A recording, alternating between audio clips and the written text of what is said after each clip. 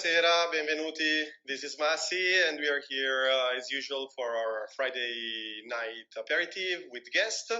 So, as I always say, get your glass of wine, get your coffee, and in just a moment, as soon as we have all of our followers online, we will get started. So, let's take just a few seconds and we'll all be on the way.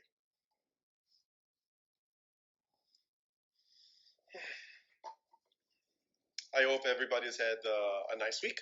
In the meantime, heading to nice weekend. Europe is getting very springy, if we can say. And so, before we get to our guest and to today's topic, I wanted to remind you that we have a monthly giveaway, and you just need to be following us, and please say hello when you log in or when you log out or throughout, but just say hello so we can keep track. And at the end of the month, we will have our giveaway. So the more times you follow our live chats, the more times your name will be put in the pot. And then, as I mentioned last Friday, this month you will literally have some champagne delivered to your door. Nothing more, nothing less, but not bad, of course, for just watching. Ciao, Emily, for watching. So, in the past few weeks we have had guests and we have focused on Italy. This week, as we plan weddings all throughout Europe, we are moving a little further south, and we are going to Marbella, south of Spain, a very sunny destination on the Costa del Sol, which is the coast of the sun. And if you've never been Marbella, it's an amazing destination for your wedding and in general. Marbella is very sunny, about 300 days of sun per year. It's just an hour and a half from Morocco, so you can be in Africa for lunch and back in Spain for dinner. It's also about an hour or less from Gibraltar, so you could actually have breakfast in Spain, lunch in the UK somehow, dinner in Morocco, and be back to sleep in Spain. So it's really a very nice destination. And with us today we have Mark from Marbella Wedding Guitar. He specializes in music, of course, and he's going to be discussing with us the ideas in regards to the wedding. So, as usual, no matter where our guest is located, we are going to share with you some hints and some ideas that you can apply to your wedding in Italy, in Spain, at home, wherever home is.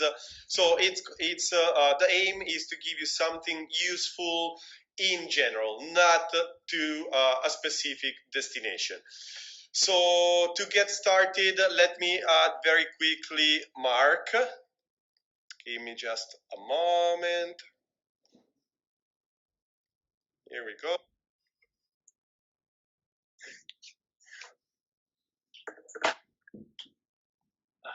Buonasera, Mark. Buonasera, Massimiliano. Thank you so much for having me this evening.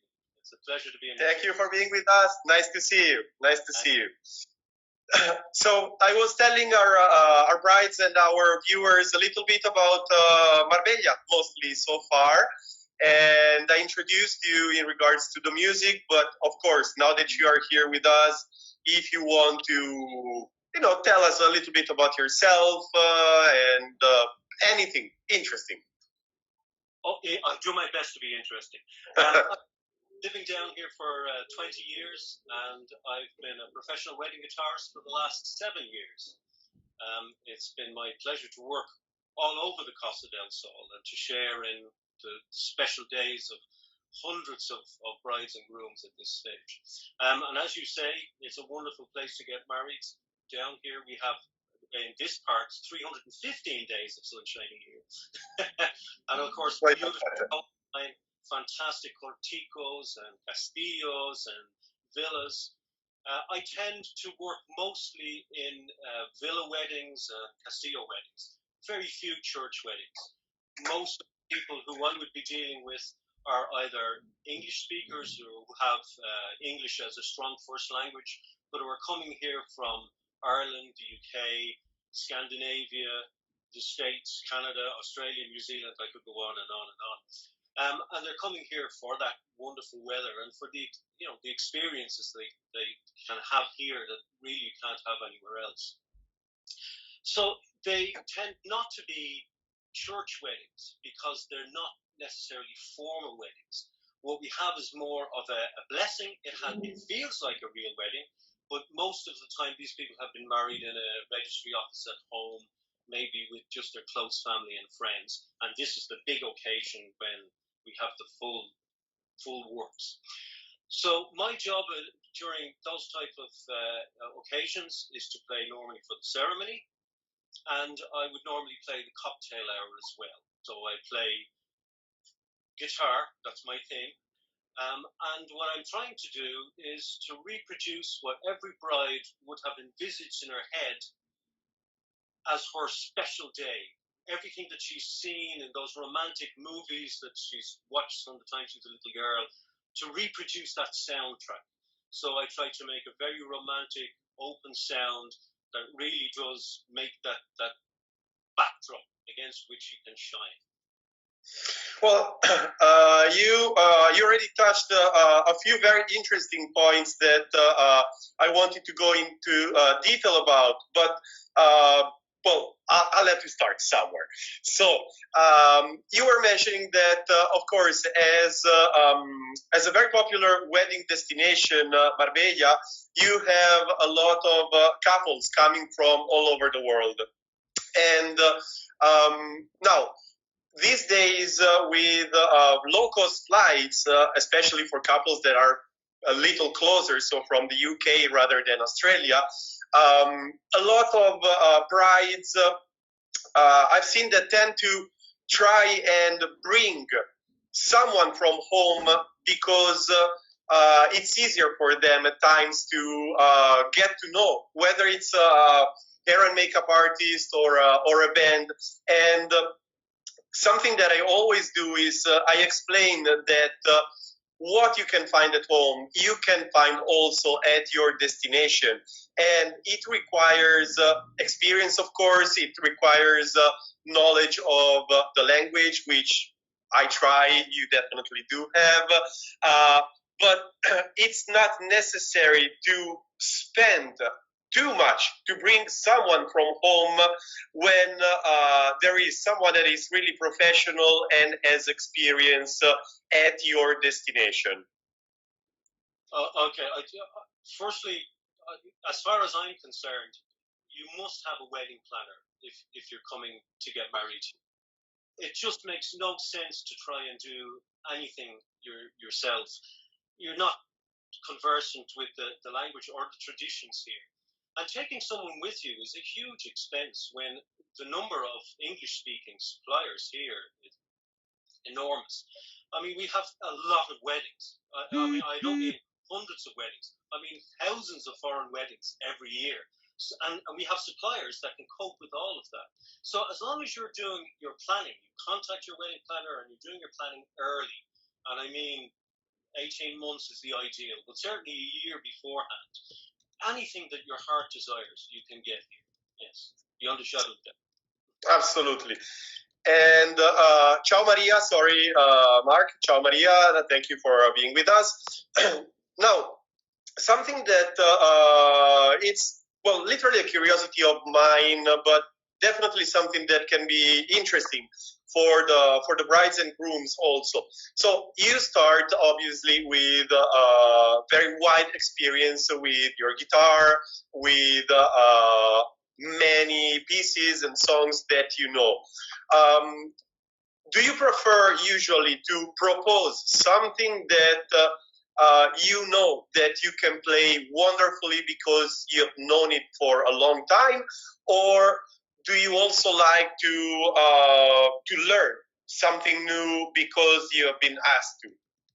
Okay.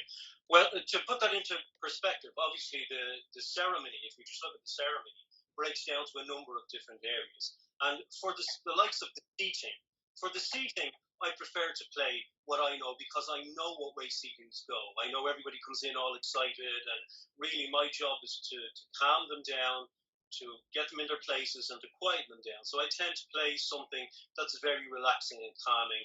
And as their volume drops, I can bring my volume down as well, so that we know that this is in preparation for the processional, which is to come next. For the processional, where the bridesmaids and the groomsmen and whatever are coming out, I don't mind. I've got a whole range of pieces that I can play for that. But sometimes the couple has a very clear idea of what they want, bearing in mind that this is the lead-in to the main event, which is the bride's entrance. The groom doesn't necessarily think it's the main event, but the bride knows, and we know that that is the main event. That's the grand reveal. So that piece is a lead-in to that magnificent moment when the bride actually enters and starts her way up the aisle. So the processional needs to be something that's not so dramatic that it takes away from that grand reveal. So I discuss in great detail with the couple what the piece that they want. Sometimes they have an idea. If I think that it clashes with the bride's entrance, I will tell them, and I'll make some suggestions about how we can change that and ensure that the thing flows the way it's supposed to. For the bride's entrance, almost always that's the bride's choice. It won't be a piece necessarily that I know. She knows absolutely what the music is that she wants for her entrance. She's played that in her head 100 times, 1,000 times. She knows what the piece is, and she knows how she wants it to sound. So she tells me, and as long as I've got, usually I need 3 to 4 months notice. If I've got 3 to 4 months notice, I will find that piece, I will make an arrangement of it, and then I'll do what only a wedding guitar player can do. And that is, I will make that piece so that I can make it as long or as short as her walk actually is. And when it finishes the way it's supposed to finish. Not faded out, not cut off dead as if I were playing music. But I can make that piece 35 seconds long, or I can make that piece 6 minutes long, and it will still sound as if that's the way it was actually written. That's my area of expertise. That's what I do. So then we come to maybe the ceremony, a candlelighting ceremony or a hand fasting. And for that, anything that's truly romantic, and again, that for me, I will play that for as long as that ceremony actually goes on. And then finally after that, well, not finally, but then we come to the register signing. And again, that tends to be a piece of romantic music. Sometimes the bride and groom will choose that, but a lot of the time they leave that to me. And I have some beautifully romantic pieces that I will play for that. And then we come to the loudest part of the entire day. That's the exit, where the bride and the groom are married and they're walking down the aisle, and they normally have a piece of music that they choose from that. They normally have a piece of music that they want for that. I would say 60% of the time that's a piece that's already on my repertoire, simply because I play so many weddings that it'll be on the list there somewhere. And that's, from a ceremony point of view, that's the way it goes. I hope that answered your question. Yes, very well. Thank you, Mark. But since we are at the ceremony now, I wanted to give my take on how we always usually, let's say, try to arrange according to how the ceremony usually goes. So again, we are not talking about a church ceremony for those who have started following just now, but we are talking about a symbolic ceremony. We're talking about a civil wedding, outdoors, a beautiful venue, but not a church ceremony. That's a totally different matter, totally different layout on how it's done. So for the ceremonies that we are discussing, usually as a wedding planner, we have a little bit of background music when the guests start gathering, when the groom arrives. So something that creates the atmosphere. Then, of course, silence until the entrance of the bride. And then throughout the ceremony, it really depends on the instrument, because if we have a quartet of arches, you cannot really be in the background much. But if you have maybe an harp, just not to go into the guitar because you know more than me, so I stick to something else. If we have the harp and we are outdoors, it's easy to stay in the background. Then, let's say a second big piece after the entrance of the bride for the exchange of the rings. And then the final piece when the couple walks out. And after that, also, I like to have a little bit of background when the guests also leave. I don't like to leave it, bring it to a full stop after the bride and groom have left, but I like it to be in the background until basically everyone has left. And so this is my take. And something that you, Mark, were saying, it's really important and really interesting. It's in regards to the length of the songs. So a true professional will not simply fade or turn off, let's say, but will be able to give you the song that you want for the time that it's needed. And this is where someone really professional like you, and honestly someone really professional like me, come into play, because we are the ones that will communicate and know how long it will take for the bride to enter, how long the carpet will be, so literally how many steps. We will know if there is a reading before or after the exchange of the rings. So it's something that definitely left to professionals. It's well done. So yes, that was my little input on the ceremony. I don't know if you wanted to add anything else about the ceremony, Mark.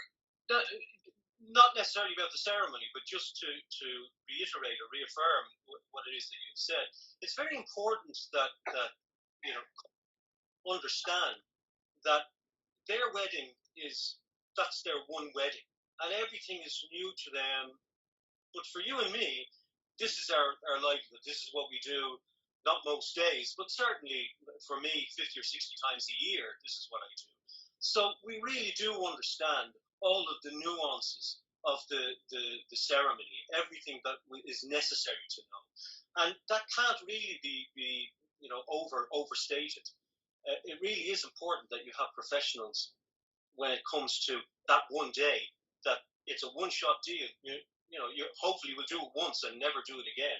So it needs to be perfect. It does. Yes, no, absolutely. And in 15 years doing weddings, I realized that there are two types of brides, and I try to explain these to all of my couples because it's very important. And one, because before I get into it, because the wedding day literally flies by. You don't realize anything that is going on, especially if you are the bride. It flies by. So there are two types of brides. The type of bride that has chosen sea bass in the menu, and she gets pork instead, but she doesn't even notice because she's enjoying the day. And of course, it's a crazy example, but it's just to make it clear. The opposite is what I try to explain that needs to be avoided, is the bride that is overly concerned and that doesn't enjoy the day at all. So between the two, of course, we are not going to serve pork instead of sea bass, but you need to try and be that kind of bride because it already flies by. And if you enjoy it, it's going to be a memorable day. If you try to do every vendor's job to make it perfect, it will be perfect to the eyes of everyone, but you will not have lived your wedding. So true. So true. Yeah. And before we move on, Mark, I had a bride writing to me, and so since we're talking about the ceremony, I have to ask now. She was adamant about it. She wanted to know what's the most popular song for the bridal entrance, and on the funnier side, also which has been the most unusual request? Okay. Firstly, it depends on the season. It really depends on the season as to what the most popular was. So for last season, I had to play Ed Sheeran's Perfect 9 times. Sorry, Mark, just a moment. We have a question. Does it really need to be perfect? That puts a lot of pressure, no? Well, personally, yes, it does have to be perfect because it's what I do for a living, it's what Mark does for a living. And if it's not perfect and we get to 99%, I will still most likely be happy. It depends on what the 1% missing is, of course.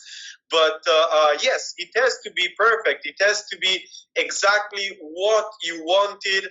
It has to have everything that makes your special day.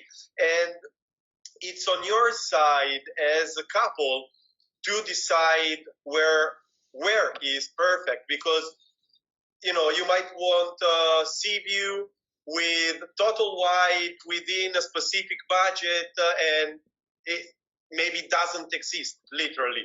So go for something else, but still, once you have it, it has to be perfect.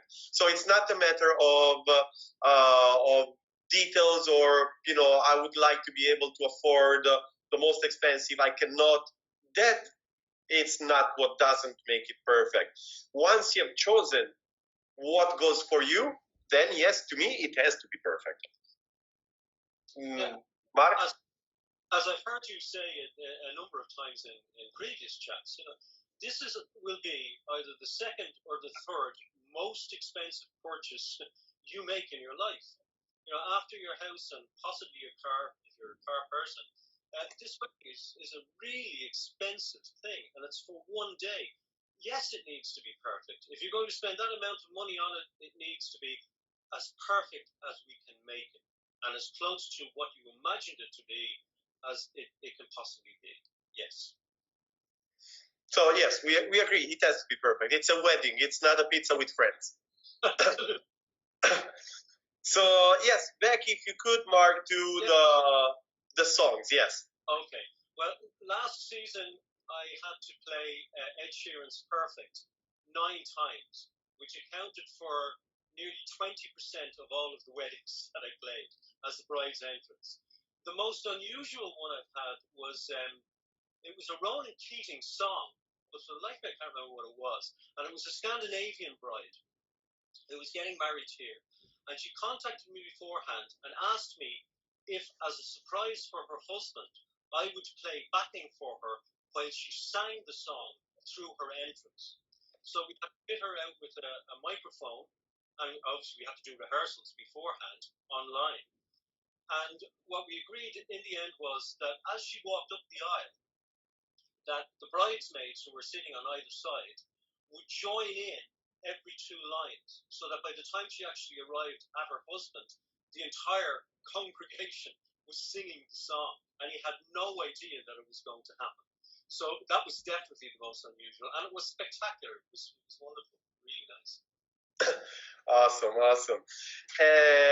Well, at this point, since we are a talk show and we are quite good at it, we have our intermission. If you would like to play something for us, please. I will. I hope the sound is reasonable for this.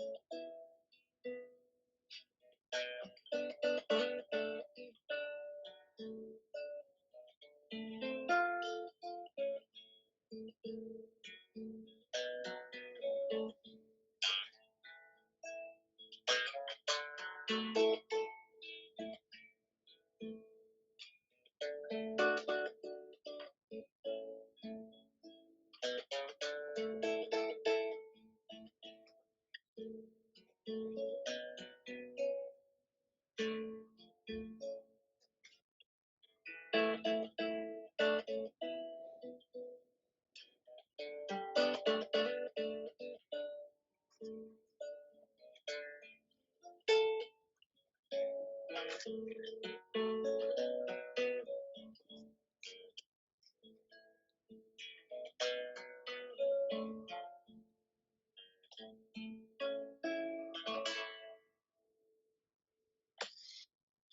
Mark. Grazie. Thank you very much. You're most welcome. It was a pleasure. Well, first of all, Claudia, I hope that our explanation on wedding day perfection was satisfactory. If not, Claudia, of course, is one of our brides, so just, bring me up and we will discuss it. Thank you again, Mark. And so we have spoken so far about the beginning of the wedding day, the ceremony. So let's go into the second part of, let's say, of the three. The third part, of course, we are not going to address together because the third part is usually what the after party is, and it's usually reserved for a DJ or a big band, and personally, I don't see a guitar solo fitting. So that's something that we're not going to go into. But second part. So after the ceremony, we go into the aperitif, followed by dinner. During this time, usually the bride and groom maybe take off for a bit of time for the romantic shots, the sunset, and such. So what's your view on this part of the day? Very often, if I'm playing the ceremony, I will also play the what we call cocktail reception here. And certainly here, the cocktail reception is that time when the photographer gets all those wonderful shots. So the bride and groom are very rarely present for most of the cocktail. And little groups get taken away. And in fact, sometimes I've been left playing with nobody, but I keep playing until they all come back. So my job at that stage is to actually just provide that background down to allow people to talk about the magnificent ceremony that they've seen, for them to be able to hear when the photographer's calling them in and out. And what I look at is, what's the age profile? So one of the questions that I ask when I'm speaking with the couple is to get an idea of what the age profile of their guest list is. And I try to choose pieces that cover that entire spectrum of music, what their experience would have been when they were growing up. So I will play literally everything from Bach to Ed Sheeran by way of Sondheim, I call it. So I cover jazz standards, a little classical, some modern stuff, and I move backwards and forwards. And my goal is that at some point during that cocktail hour, every single person will have at some point looked across, smiled, and nodded, because that's a piece they recognize from their youth. So it's not mass appeal. It's just providing that background where everybody feels comfortable and they can hold a conversation. The equipment that I use for that is very special. I use an array system, which means that people who are standing in front of me, 4 feet in front of me, can hold a conversation, and people 20 meters away from me can still hear me.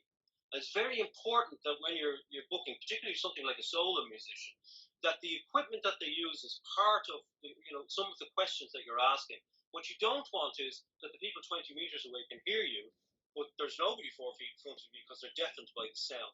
So it needs to be a nice background and enough variety of music so that everybody feels like it was a memorable occasion.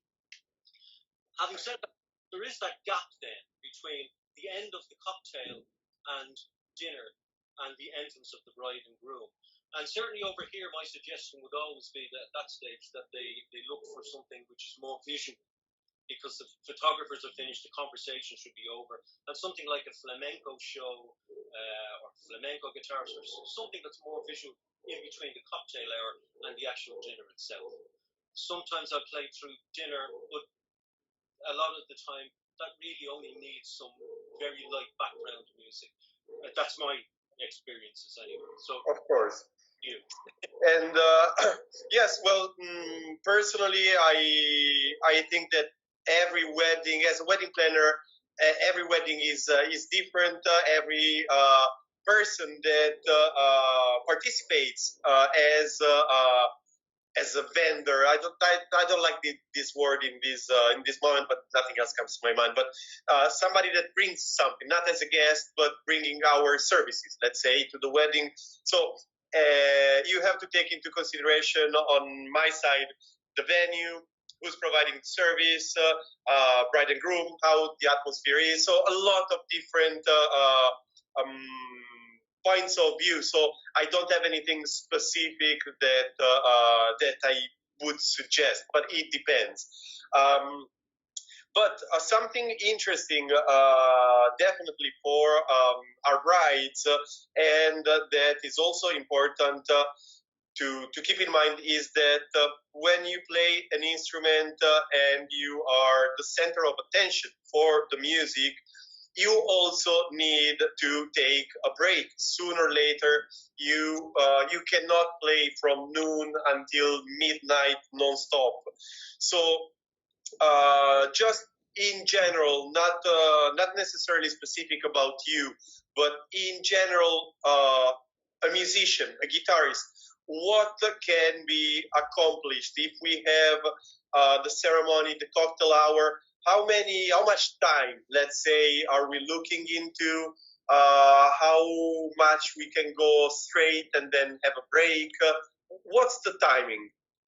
Okay, well, obviously each individual musician will have a repertoire, and that repertoire is a certain amount of time. So, most professional musicians are carrying their entire repertoire in their head. We don't read off sheet music because if the wind blew, you'd be left nothing to do. So, it's down to your memory. When I was younger, I had a longer repertoire. Now it's a little bit short. But I would play, well, to put it into context, if I play a ceremony, I'm really only playing continuously for maybe 20 minutes. During the cocktail reception normally will last an hour and a half. Now, because this is what I do for a living, I will play for an hour and a half non-stop.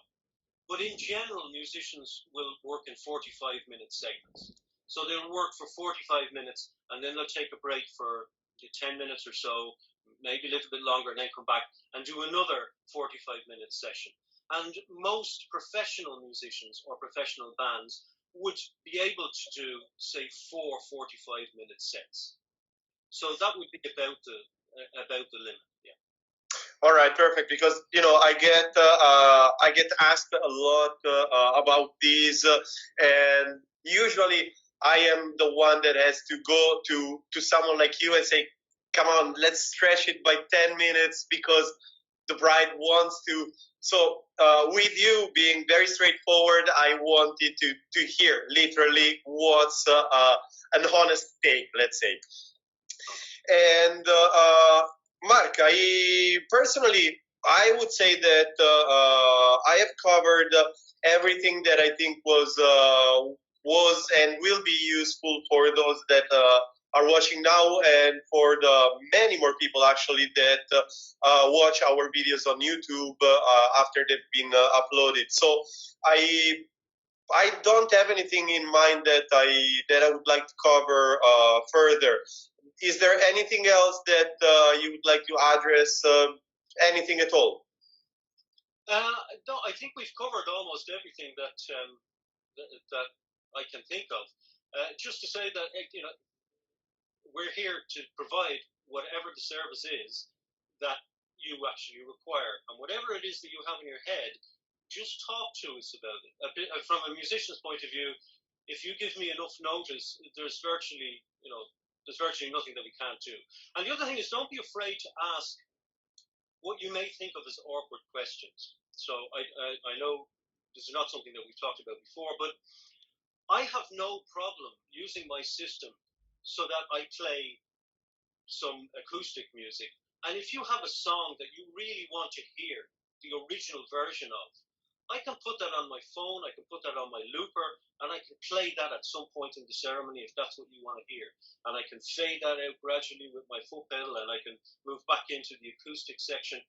Or if your sister wants to come and sing and wants a backing player, all of these things are possible if you ask and if you contact us early enough. You know, whatever your dream is, we're here to make that a reality. Yes. Absolutely, and yes, ask us any possible question. Well, you know, you that are watching, know who I am, know where to find me.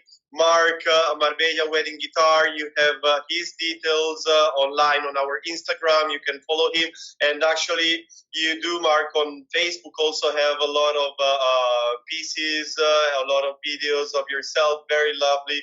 So take a look, of course, and yes, ask us questions. And I mean, if you have a doubt about your wedding and you're getting married in Glasgow, that's all right. I mean, you can ask us a question still. That's not. We're not going to say no to an honest answer and to help a bride. So feel free, absolutely. And Mark, before I close, I have to remind our viewers that for this month we have a giveaway just for those who watch. So just need to say hi on the video so we can take down the name, and we will have champagne delivered to your door. So that's cute and doesn't cost anything. So remember about it. And we will be live again next Friday. And I don't remember who will be with us, but I wouldn't say it now and spoil it anyway. You can find it on on Instagram. And my lovely assistant tells me to say hi to Emily. Ciao, Emily. Oh, and thank you. Sorry, I just noticed your comment. Thank you very much, Emily. Thank you for being with us. And Mark, so I would say that's pretty much everything. Absolutely. Thank you so much for having me. It's been a great pleasure to talk to you, Messenger. Thank you very much as well on my side. And well, we will see each other as soon as it's physically possible. And in the meantime, thank you again and have a great weekend. Thank you. Ciao. Ciao, Mark.